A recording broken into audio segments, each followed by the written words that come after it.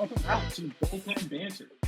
We are here on Wednesday, April the 23rd. The Jays going into their final game of what has been an abysmal series so far against the Houston Astros. It's been a bummer. The bats have been cold. They didn't get no hit by Ronel Blanco, but it was pretty damn close to it.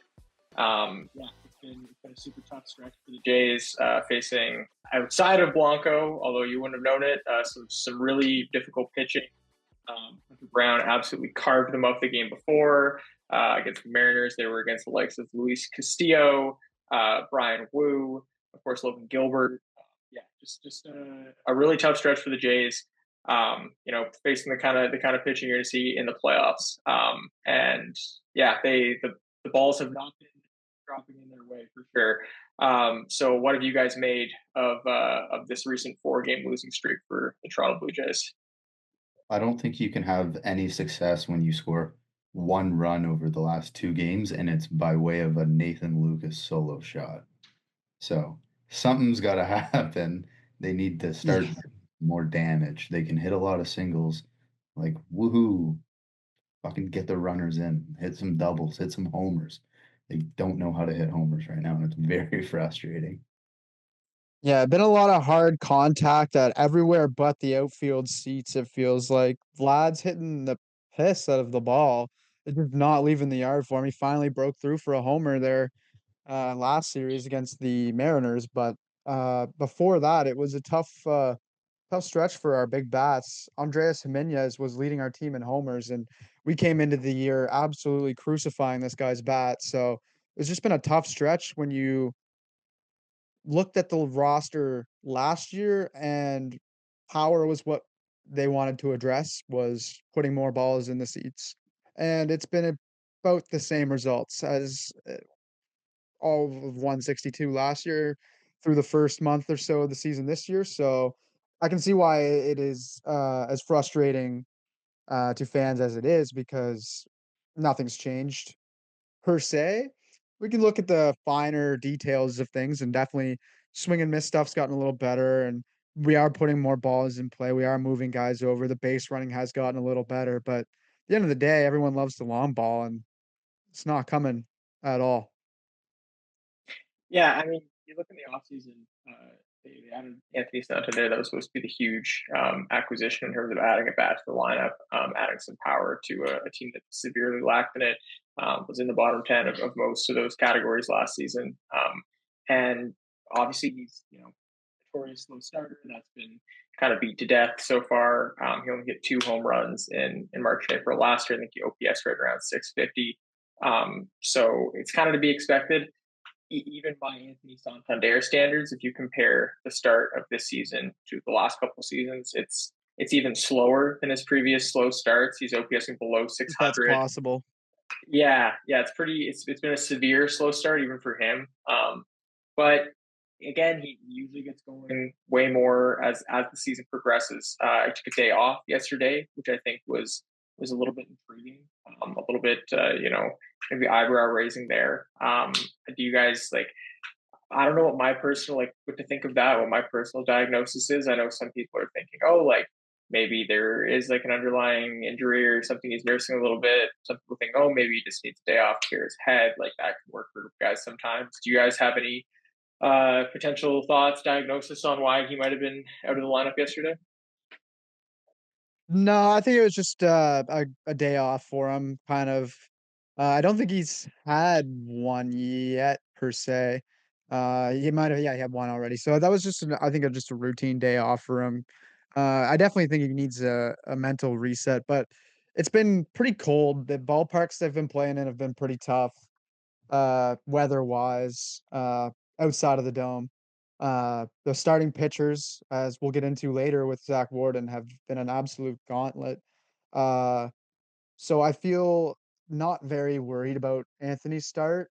I think he's one of those hitters that can just 2 week stretch and he'll make you forget about a poor start type of 2 week stretch. I bet you we could see 12 homers from this guy in July or something along the lines of that. So I'm not too worried about him particularly. But what is worrying me is that all 3 of them are experiencing it at the same time.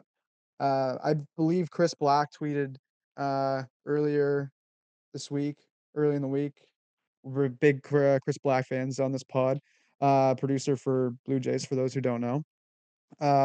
Bo is now uh, the longest he's gone the longest in the league without a homer for more than 200 plate appearances, going back to last July, or is it last So last May? the Yeah, I only was player- gonna say May, but May to me seemed ludicrous. But we're going almost on a year. We're almost on a year since Bo Bichette's last homer. So yeah, I'm a little bit worried about the power outage.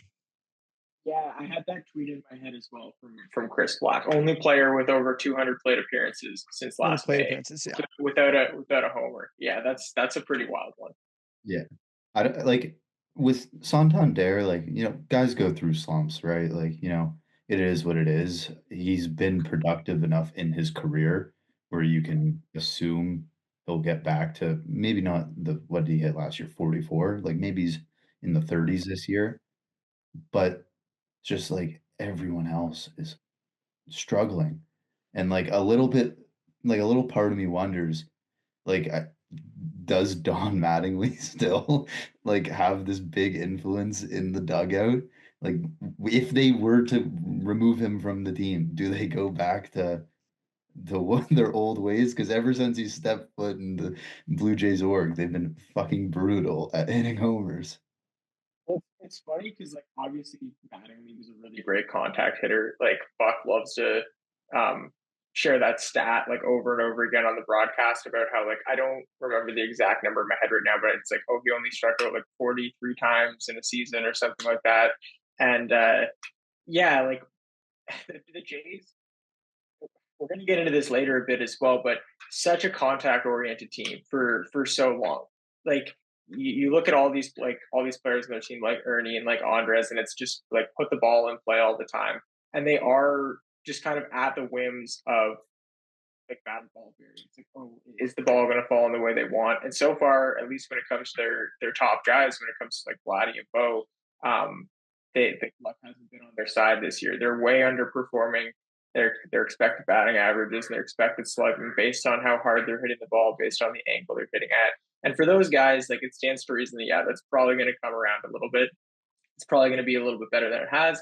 It also stands to reason that, like, on the reverse side of that, when you look at a Chris Bassett, who was leading the MLB in ERA up until yesterday, that his luck's also going to turn around a little bit as well. See, he allows a ton of soft contact, and eventually, like, just like we saw in the first inning yesterday, when the Astros strung together like 4 singles and a sacrifice fly against him, that, some of these balls are going to start like skipping by guys, or being hit through holes in the infield, or a guy's going to reach on a dribbler up the third baseline. Like, it's going to happen sometimes. So I definitely, like, a big thing that I've kind of had in my head lately and that I keep thinking about is how the Jays are like the reverse of Moneyball. They're like the reverse Moneyball team, because they paid their team a ton of money. They spent all this money. They paid Vlad like they're a top 5 MLB team in payroll. They're going to be across the second CBT threshold for, I hope I'm not mistaken on this, but I'm pretty sure it's the first time ever.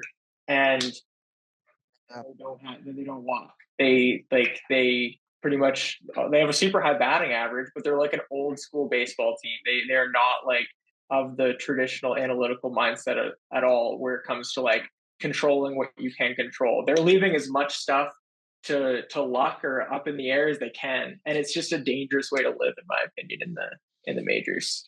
It makes me think of like the old clip of Josh Donaldson on like MLB Network. Like, I forget what year it was. It might have been after his MVP season or something, but he was on there to do like hitting tips. And he grabs a bat and goes up to the tee and he goes, "For all the kids out there, when your coach tells you to get on top of the ball, don't listen to them. You want to get under it and hit it as far as you can. Like, just do that. Just try something different." It's just too scary to rely on slapping the ball around all the time. Like, it might work, but it might not. It's just like this. It hasn't. So try something new. I'm fine with I'm fine with the bottom of the order, like fully diving into that style of baseball. which I feel like they've been doing a pretty good job of. But when you start seeing like even Bo and Vlad, like I've seen them shoot a ball the other way and pass the baton down to the next guy a few times, and like, yeah, that's a good thing in certain situations, but we're at 14 homers this season. Like someone needs to get an A swing off that we keep talking about, that I keep hearing, like we're gonna talk about, and like it's honestly like I said I was worried, and I won't be worried until mid-May, June, just because it has been cold and the quality of starting pitching that we have faced. But if Vlad and Tony Taters don't start living up to their names, it's gonna be a long summer. It's gonna be a long like I don't know. I don't even think Bo needs to hit 20. I just think we need to start seeing homers from our home run guys. Yeah, I mean, of course, and that's fun to watch too, right? Like, hopefully, I mean, they're going up against Ryan Gusto tonight of the Astros, who's I don't know if he's made a major league. I think he's made a couple major league starts this year, but started the year with the Astros as a long guy out of the pen. He's filling a spot for them right now. They're gonna see. I don't think it's confirmed, but they're most likely gonna see Carlos Carrasco against the Yankees. Oh no, it is confirmed. Yeah, Carlos Carrasco against the Yankees on the weekend. So if that's a guy who like is running a 6 ERA and has for years, like hopefully they're going to be able to face some easier landing spots here and have a couple of get right games to maybe lift spirits a little bit, get guys in a groove. But I mean, yeah, it's his third career start. He's got 17 innings under his belt in the bigs. Tonight is the night for someone to put one in the Crawford boxes and just break this thing wide open. Like you said it, Vlad's expected numbers and his process is there. Like I'm not hating on his process, or like even in the box. Like I'm not like, oh, why he's swinging out of his boots on that one, or his approach is terrible. Like he looks good in the box. He looks comfortable. He's hitting the ball hard. It's just not getting the results that we're all expecting. So I want to get that clear, that I'm not like fully trashing on Vlad's play. It's just the expected. I love Keegan Matheson's expected. We don't play in expected runs. We play in real runs, or however he put it that day. And we haven't seen many real home runs. That's a point he makes a lot, and I think like coming from the perspective of someone who does like do things through an analytical lens a lot of the time, like it can be very easy to like buy into that stuff a little bit too much, but like where the game happens is in between what you expect and what actually happens. That's kind of that magical space of like, oh, where does the ball actually end up flying, right? So sure, like a lot of that stuff, like, and a lot of the time that stuff isn't like what people say is it's not predictive, it's descriptive. Like Vlad's been hitting the ball hard, he hasn't been hitting home runs. Just hitting the ball hard doesn't mean he's going to hit home runs.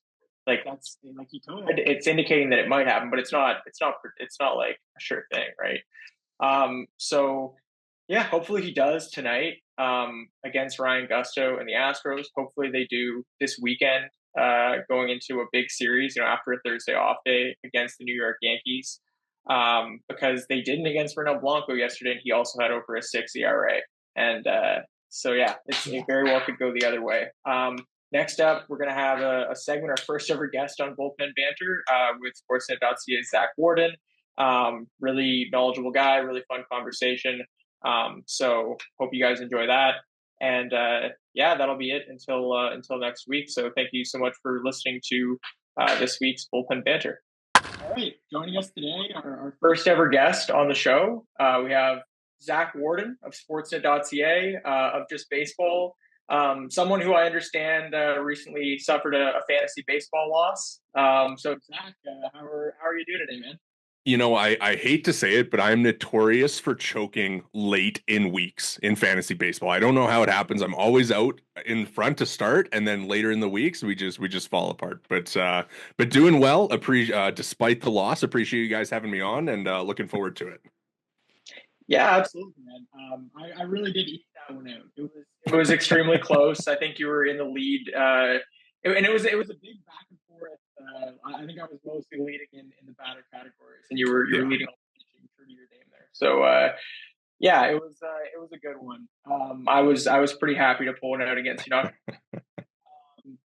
Yeah, so we're here today to talk Jays. I'm sorry because it's a pretty dismal time to have you on in Blue Jays land. With some of One way to put it. yeah, especially on the offensive side. Um, so I guess just before we get into anything too specific, maybe to zoom out a little bit. Like what's your concern level overall, just given the recent results offensively? Kind of maybe a 1 to 5, a 1 to 10 scale or something in terms of bottom end 1 pessimistic, top end 5 kind of optimistic. What are your thoughts right now? Yeah, I think like you can't really be like at a 10 given what this team was last year and kind of what your expectations might be for Vladimir Guerrero Jr. and Anthony Santander. Like I think at this point it's almost just a little bit of a waiting game with these two guys, right? Because they are the guys that are going to be able to kind of give you that power that they haven't had. Obviously, we all know about the early season struggles for Santander. We know that he's never really been much of an April hitter. So, I've been saying, is it as soon as the calendar flips to May 1st that we're going to be fixed? Like maybe is it May 2nd that we're okay to be concerned? Like when is the appropriate time to be concerned for him? I think that's an interesting conversation, and we'll kind of see how that bears out over the next month or so here. But I think overall, like concern, like probably I'd put it at like a 5, just based on the fact that this offense. Maybe it's been tough sledding for them. They've had like just such difficult pitching matchups to face. I think Hunter Brown, watching that start, it was crazy. Like that guy's just a freak, man. He's going to be probably an all-star Cy Young candidate. Just he's been so awesome, and the rest of the guys that they've been facing have been no slouches. And I think when you look at the way that this offense is built, without Vlad and Santander hitting the ball out of the yard, you're kind of in a position where the way they were winning early in the season of, get them on, get them over, team at bats, all that kind of stuff. Like that stuff kind of dries up against really good pitchers. So, as they go through this stretch of facing really good teams, it's not always going to be a viable way to win, to do kind of the team at bat, get them on, and kind of string rallies together when you are facing these great pitchers. Yeah, I always love the adage that the iron sharpens iron. And the Blue Jays hitters have definitely faced their share of sharpening lately, as you just alluded to with the starters they've gone through. But I mean, these are the guys they're gonna get in the postseason. You're gonna get top end guys, great rotations when the time comes to it down the stretch. So it's been interesting to see how they have responded, I suppose. But like you said, no one shuts down small baseball like an effective pitcher, and swing and miss stuff can just ruin. Like you're just not going to be able to move a guy over if you're whiffing at a nasty slider down and away. So I think you're bang on the head there. Hopefully we get a little nicer stretch here. I guess we got the Yankees coming up, so we might get a little they've gone through some injury problems, so might get a little bit of a breather there. But do you think the power will come, like we've talked about? Like, it's gonna come. When do you think, like, because like postseason time, they need to hit homers. Like it's just the reality of the situation. You think the guards ball, as I like to put it, is starting to leak over to Toronto? But do you think it's sustainable for them if that's how they roll throughout the postseason, towards the postseason?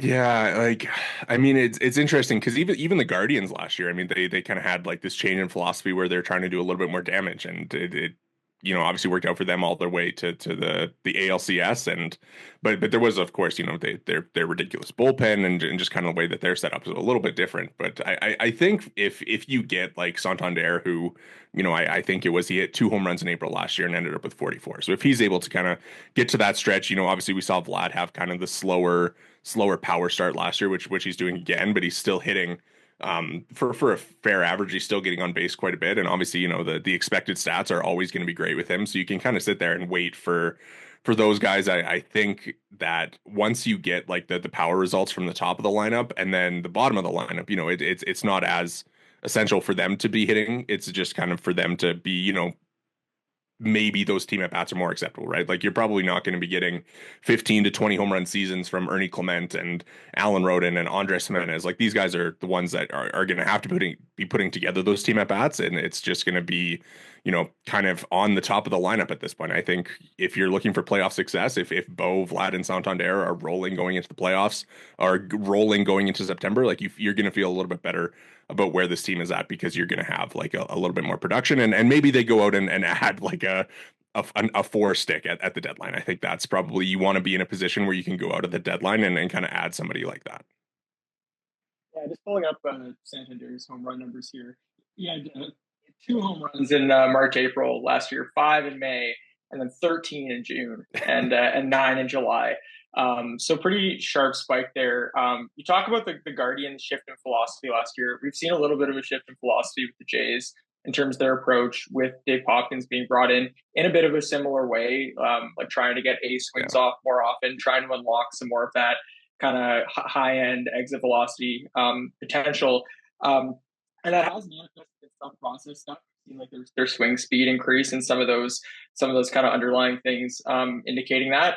But it hasn't necessarily shown up in the results, obviously. So, yeah, I guess I wanted to get your opinion a little bit on what this trend of like kind of putting pressure on defenses more and a more contact, like aggressive kind of contact oriented approach means, both kind of league wide and with the Jays a little bit. Yeah, it's an interesting question, because I think, when you watch teams play, right? Like, I mean, there is definitely a value to putting pressure on the defense, but it's kind of funny, I think, like just using like this Astros series as an example. Like I think Isaac Paredes has just been like fantastic at third base, right? Like there's been some balls hit to him and he's been fantastic. And there's a certain point where not every defensive opportunity is built the same as like an at bat, right? Like I think every at bat is a pretty challenging thing for a hitter, but like not every fly ball and not every ground ball are difficult for fielders to achieve outs, right? So I think when you look at putting the ball in play, like there's just so much more value to putting it in play hard, right? Like putting hard contact in play, because that makes it more difficult for defenders to get outs, to kind of finish plays and everything like that. So I think when you look at kind of the way that the Blue Jays are speaking, like I'm glad that you brought up the David Hopkins stuff, because I like everything that comes out of their mouths and from him, I like, it's just gold to me, right? Like it just sounds so good. It sounds like a huge philosophy change for this organization that kind of hasn't had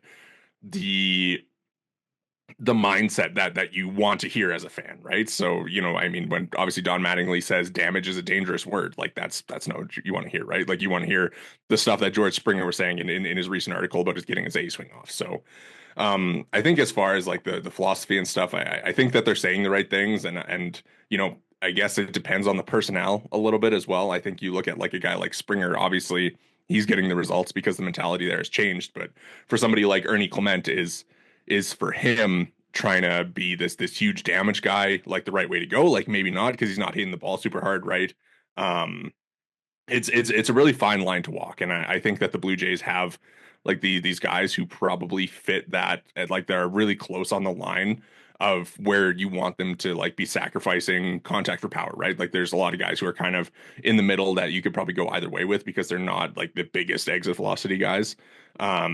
So it's just a really interesting conversation, a really interesting question. And I think when you look at the personnel that they have, obviously you want to hear them putting the ball in play harder more often. But I guess we'll kind of see how it bears out over the next little while, because it seems like everybody is struggling up and down the roster, like outside of Springer, Vlad. Bo's obviously hitting the ball really hard too, but it's interesting to see how you can kind of fall in love with like what a hitting coach is saying at the beginning of the year, and then as soon as the results fall off and you're like, oh, maybe it is just kind of like the guys who are at the plate.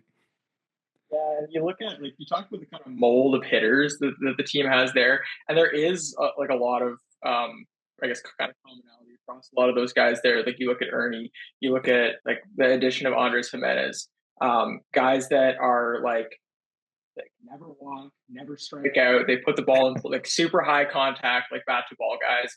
And then you look at like some guys who might not necessarily be the kind of prototypical example of that, but you look at like Bo Bichette kind of also fits that profile. He's generally, below league average walk rates, low strikeout rates.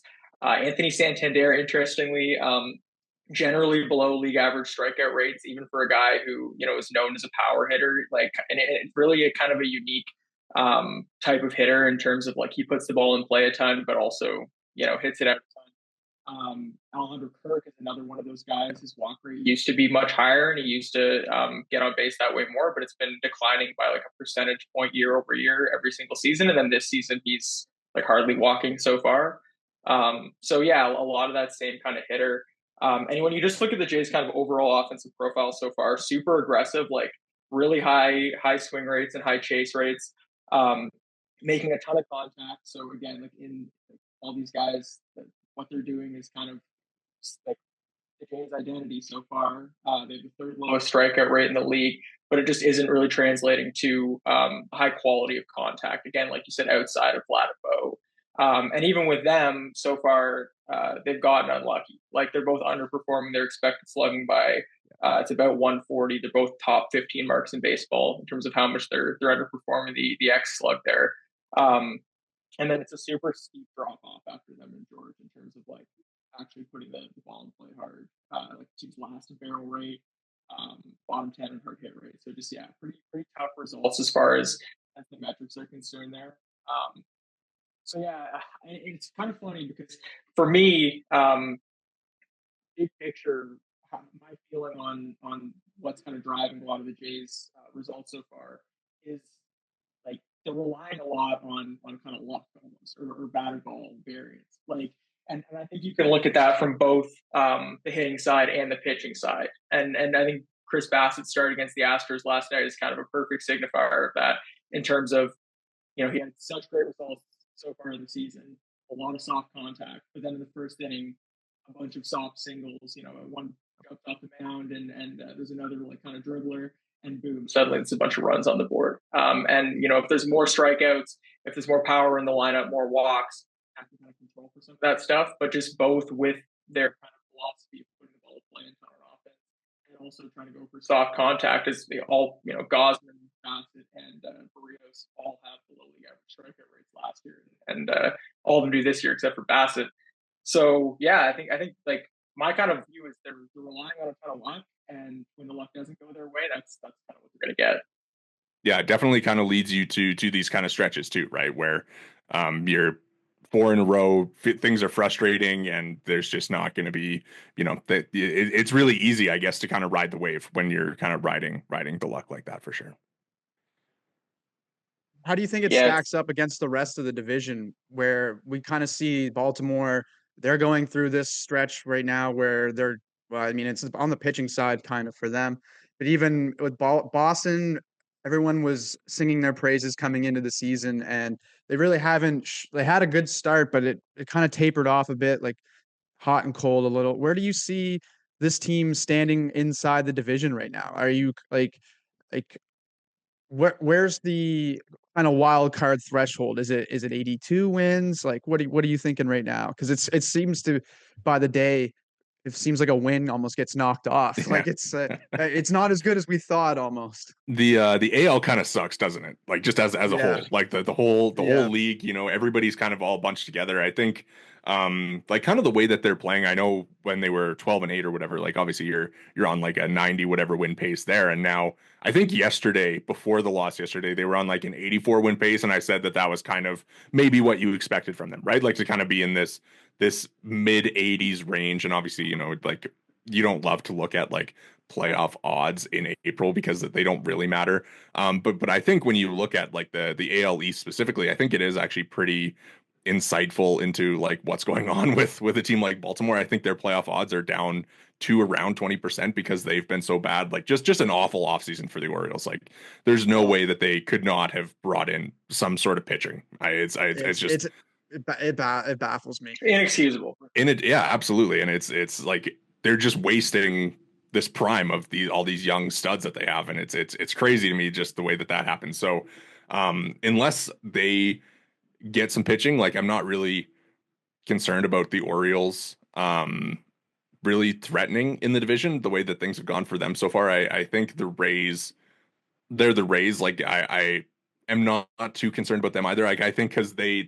have like just the weird schedule, right, where they have to play at home so much at the beginning of the year. And then I think they're on the road 75% of the time in the second half, and that's just going to be like such a tough grind for them. So, and losing McClanahan was super a bummer for them as well, because he's obviously, just so good. So I think when you kind of look at the division, like I feel pretty good about the Blue Jays, like kind of feeling their way into the top three, finishing top three with the Red Sox and Yankees. The Red Sox are really interesting as well. Like they obviously get Bayo back yesterday. Giolito's coming back as well. Like I don't love their rotation. Like I think the Bueller stuff was maybe a little bit overhyped at the beginning of the year. He had a great playoff run, but the regular season wasn't great, which obviously is a bigger sample size to draw from. And then they're running out starters like Sean Newcomb, Hunter Dobbins, just all these guys, and Tanner Houck has been awful as well. So I think when you kind of look at the Blue Jay spot in the division, like they're definitely in it. They definitely have like comparable rosters for sure. I think the Yankees,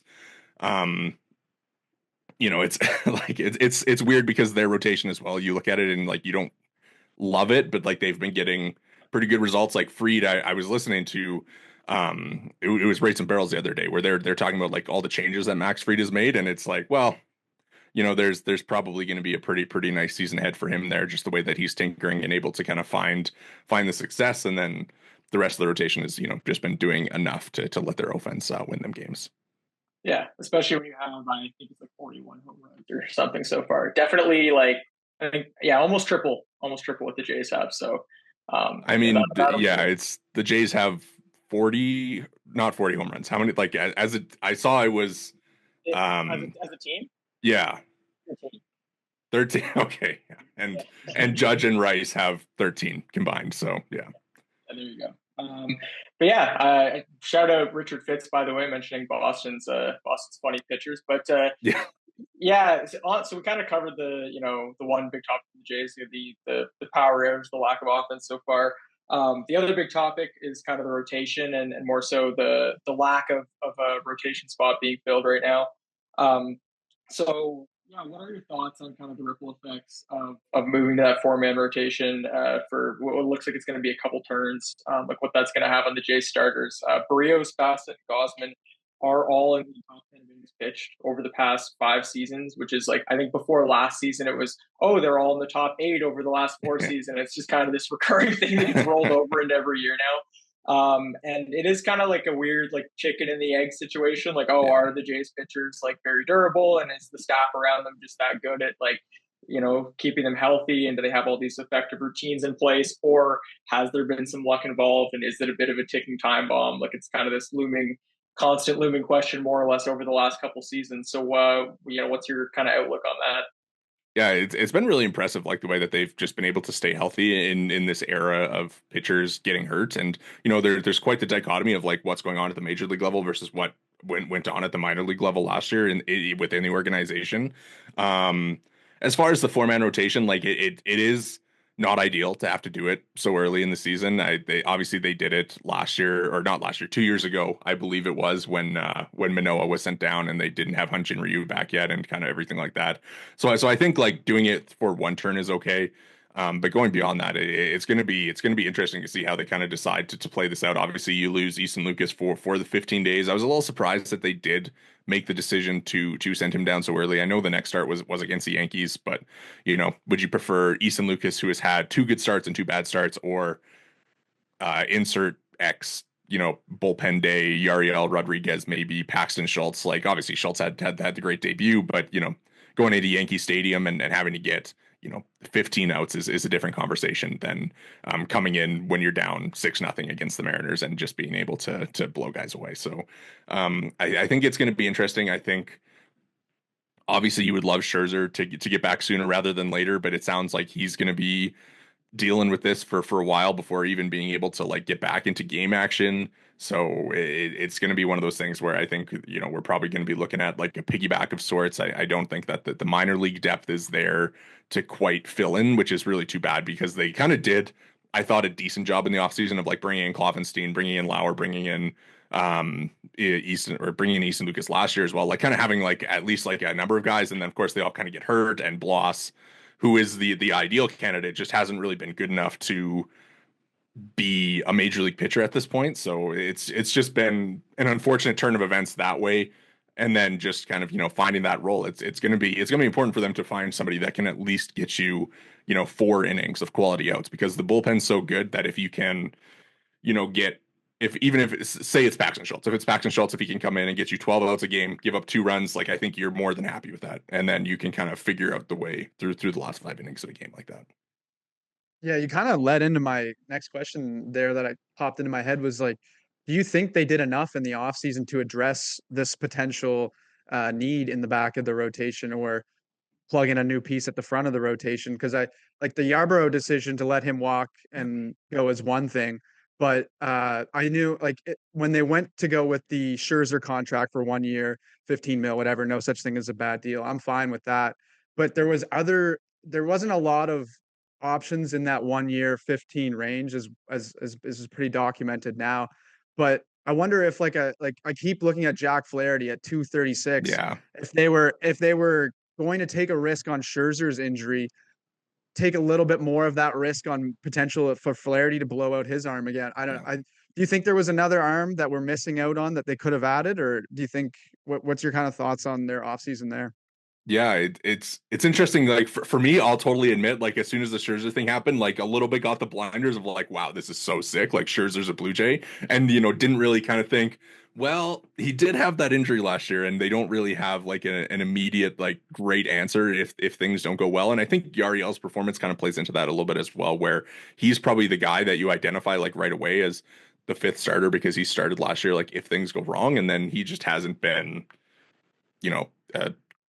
He hasn't been good this year, like just to be straight up about it. And it's really unfortunate because like he has like I feel like he has such a high ceiling, but I feel like it's either as a fifth starter or as like a late leverage bullpen piece. And they've kind of got him stuck in this role in between, but he really hasn't shown that he can be trusted with either role right now. So really interesting to see, what they are going to do. I think Flaherty is a great example by you there. Like he would have been, a really, really nice fit. I think obviously they went after Burns. They were like mixed into the Fried conversation, but I think they didn't end up giving him an offer. Obviously he signed for like such a ridiculous contract that nobody else was probably going to be able to match. So I think even when you look at it, like, I mean, like even like a Jose Quintana, a Spencer Turnbull, who's still a free agent, like these are just like probably like guys who you could probably the Quintana signed in spring training, right? Like it's not, those. And I think the Jays were kind of connected to Quintana for a while as well. So before they brought in Scherzer. So I think like there were more reliable options that they could bring in. And I think it was okay to take some risk given the fact that they have Bassett, Gossman, Brios, and Francis, who we've kind of established have been, so durable and so good at eating innings. So like, yes, I do think that they probably should have had a better contingency plan. I think Yarbrough was a pretty good one as well, because he, I know like things haven't gone great for him in New York, but when you have Scherzer, and as soon as that thumb injury flared up in spring training, like it should have been either you're locking in Yarbrough or you're kind of bringing in somebody else to do that. Yeah, absolutely. I'll say I'm just guilty on the Scherzer thing. Like I also, as soon as I got him, I was like, this is sick. Yeah. Like it's tough not to be. Like, I mean, obviously the conversations with him, it's like, is he the second or third best player to ever wear like a Blue Jays uniform? Like he's gonna go into Cooperstown, and it's it's gonna be unfortunate if we only see him make one start. Yeah, I remember like the snap thing that I was thinking, he's like 122 innings off of 3,000, and I was like, oh, he's going to hit 3,000 innings as a Blue Jay, and there's no way that he's getting to those 122 innings now. That was the first thing we looked at, was what was the milestone he was going to hit, and it was the innings, and it was maybe walk that back a little bit there. What's a good result for him now this year? Like 50? Oh yeah. A playoff. I would say 10 starts. A playoff game is probably the best, the ceiling. Really. Yeah. But yeah, that would mean that would mean we need him in a game 3 or 4. So that would be definitely a good thing. What's what I mean, what are your guys' thoughts on the fifth spot of the rotation? Like I've been trying to figure out myself, like what is the best way to go? Like what do you guys think is the best option for them to go with? I think the way that like it's unfortunate, but I do think that they're kind of doing the right thing right now, going to 4-man for 2 turns. after that, it's really hard to say. Like a free agent signing, maybe like you mentioned Spencer Turnbull, bringing someone in, because I mean, obviously Jake Bloss, his most recent start, threw 4 2/3, 7 strikeouts, and it was just 2 unearned runs. So that was promising after the super rocky start to the year. Like you said, he would be ideal, but I think they're going to want to have him really settle down and put things together down there in a real way before bringing him up and putting him in that spot. Obviously, he got like rushed to the big leagues last year because of the situation the Astros were in. They were super desperate. So outside of that, like Eric Lauer's had a bad start as well. He's got a 5.68 ERA through 4 starts, and it hasn't. I mean, like could be a potential stopgap, but. I think my tier would maybe go like in terms of being idealistic, like free agent signing, Jake Bloss really putting it together. Number 3 before Lauer's probably bullpen day. Like that's probably my thinking on that right now. Yeah, I'm kind of in the thought process of put a Band-Aid on it until Bloss can figure it out. But then again, I don't want to rush. Like you can't rush that kid into the majors again. Like that's just not a thing that can happen. So he's got to be ready. So I don't think the Band-Aid option is going to work. But I do like your thought process of maybe having an opener for Paxton Schultz and having him come out. If he can continue, like we saw with Easton Lucas, we were like, oh my God, we found our savior. And then 2 starts went by and the savior left us. So maybe Paxton can do a couple start what's the disappearing act before he does a disappearing act, I guess, but we'll see how it goes. So while we're on the topic of depth here, let's go a little bit deeper. Zach, you're dialed in on the Jays farm system. Anyone who follows you or follows you on Twitter would definitely know that. So who are some names that have kind of stood out to you of late, or maybe some storylines that you're watching on the farm as the season progresses? Yes, I'm very glad that you give me the opportunity to speak about it. I do love following and watching the minor league games. The number one thing to me this year has been Cal Steven. I think he's the second round pick from last year. Obviously, Trey Savage gets all the headlines as the number one pick, as like this guy who fell to the Blue Jays, this super high floor, could probably pitch in the major leagues like 2 months from now and be effective. But Cal Steven is kind of like a poor man Trey Savage, and he's been exceptional so far. With Dunedin to start, and I think that he's probably him and Savage are going to be like attached at the hip on their way to the majors. Steven, like he's got a 32% K rate through his first 4 starts and a 1.29 ERA. Like he's just been fantastic, and obviously it's a little bit different for like a college guy to go into single A and like beat up on 18-year-olds. Like it's a little bit unfair, but I think the fastball. He started like deepening his arsenal a little bit in the last couple starts, I think, as they're kind of getting him ready to move up levels as the weather warms up in Vancouver and New Hampshire. So him and Savage, I think, are really like the number one storyline that I've been watching so far. They've been a lot of fun to watch in their starts. Outside of that, I think kind of like some of the outfield group, like they have Victor Arias, who just won the Northwest Player of the Week at Single A or High A with Vancouver. Jace Borfin, he won the Player of the Week at Double A. Just kind of like some of these outfielders who are going to be pushing up. I think you look at the Triple A group in Buffalo, like you got Loperfido, you got Jonathan Clase, Stuart Burrow is there as well. I think it's actually like a pretty deep group of outfielders. So we'll kind of see how that plays out over the next few years to kind of see who can kind of emerge from that group. I think Class A, he's been really good as well at AAA. So there's a guy who might actually be able to impact the major league roster this year. If they kind of need it. Obviously Varsho, he'll be back up soon, but if you do kind of decide that you want to go in a different direction than a Nathan Lucas or a Miles Straw, I think Class A kind of with the ceiling of being this guy who has like a 30 home run season and a 70 stolen base season on his resume. Like there's a ton to tap into there. So really interested to see if he ends up getting any more time at the major league level this year. Obviously they're pretty set with like Santander, Varsho, Roden, and Springer, but if there is an opening, I think Class A has kind of shown that he might be the number one option to come up and fill that. Yeah, I saw the video you posted on Twitter of the I think it was a Savage whiff where the guy throws the bat. That was a pretty great one. I very much enjoyed that. It's funny you talk about like those college guys going in at an advanced stage and dominating younger guys, but we've also seen kind of the inverse of that in Arjun Amala, like him obviously getting like put in there as a boy amongst men, but basically making it look like the opposite last year, at least when he came back the second time at Single A Dunedin.